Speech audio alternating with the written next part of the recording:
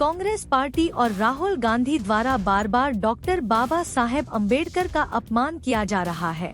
इसको लेकर देश भर में भारतीय जनता पार्टी की ओर से आंदोलन भी किया जा रहा है। इस मौके पर बार एसोसिएशन के सदस्यों द्वारा राहुल गांधी के खिलाफ नारे लगाए गए। शेलार ने कहा है कि हम सभी वकील संघ सार्वजनिक रूप से राहुल गांधी की निंदा करते हैं, जो बाबा साहब के प्रति झूठा स्नेह दिखा रहे हैं। छत्रपति शिवाजी महाराज की जय। छत्रपति शिवाजी महाराज की जय। जय भवानी, जय शिवाजी, जय भवानी, जय शिवाजी, जय जय जय जय जय शिवाजी, जय जय जय जय जय भवानी, जय जय जय जय जय भवानी, जय जय जय जय जय शिवाजी। डॉक्टर बाबासाहेब आंबेडकर, डॉक्टर बाबासाहेब आंबेडकर यांनी जी भारताची राज्यघटना लिहिलेली आहे, ही आपल्या देशातच नव्हे तर संपूर्ण जगामध्ये ह्या घटनेची वाह केली जाते। आणि डॉक्टर बाबासाहेब आंबेडकर हे कोणतेही राजकीय भांडवल नाही आहे की कोणी राहुल गांधी उठले त्यांनी राजकीय भांडवल केलं त्याचा आम्ही निषेध करतो। तर डॉक्टर बाबासाहेब आंबेडकर हे सर्व समाजाचे आहेत, संपूर्ण देशाचे आहेत, त्यामुळे कोणीही त्याचं राजकीय भांडवल करू नये। कारण त्या दिवशी संसदेत एका सांसदला धक्काबुक्की करण्यात आली, हे घटनेच्या बाह्य आहे। त्यामुळे प्रथम आम्ही राहुल गांधीचा निषेध करतो, कारण पहिली घटना त्यांनी समजून घेतली पाहिजे की संसदेचं कामकाज कसं करायचं, कशा पद्धतीने, आणि सिनियर खासदारांना धक्काबुक्की केली जाते हे कितपत योग्य आहे, कितपत योग्य आहे।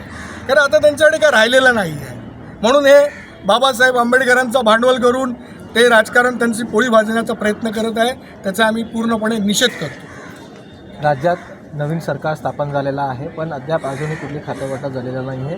सध्या कायदा सुव्यवस्था हा बिघड झालेला आहे। आपल्याला पाहायला मिळतं अनेक ठिकाणी काही मोर्चे निघत आहेत, तर आंदोलन निघत आहेत, कुठे अनेक ठिकाणी हिंसक व्हायला पाहायला मिळत आहे, तर काही हत्या होताना पाहायला सुद्धा मिळत आहे। यावर तुम्ही एक वकील म्हणून कायदा कशा कायदा सुव्यवस्था कुठेही बिघडणार नाही, त्यासाठी देशातलं मोदी सरकार आणि राज्यातलं देवेंद्रजींचं सरकार हे सक्षम आहे।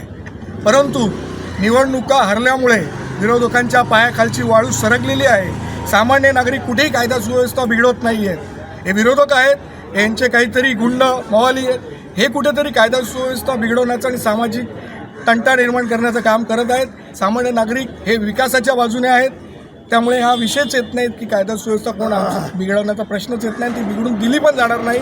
जर कुठल्याही विरोधकांनी तसा प्रयत्न केला तर त्यांना कायदेशीर मार्गाने चोख उत्तर दिलं जाईल। हे तसंच आपण पाहिलं कल्याण म्हणावं, कुर्ला म्हणावं, असे पर्यप्रांतांकडून मराठी माणसांना मारहाण केलं जात आहे, तिथेही सुद्धा कुठे कायदा सुव्यवस्था नाही आणि अशा गुंडगिरी केलं जात आहे, यावर कसं? नाही, हा महाराष्ट्र आहे आणि इथे मराठीला प्रथम प्राधान्य आहे, आणि मराठी माणसावर जर अशा प्रकारे कोणी अन्याय करत असेल चुकीच्या पद्धतीने, तर त्याला सर्व राजकारण बाजूला ठेवून आम्ही एक महाराष्ट्रातले महाराष्ट्रीयन म्हणून सदैव त्या मराठी माणसाच्या पाठीशी उभे राहणार।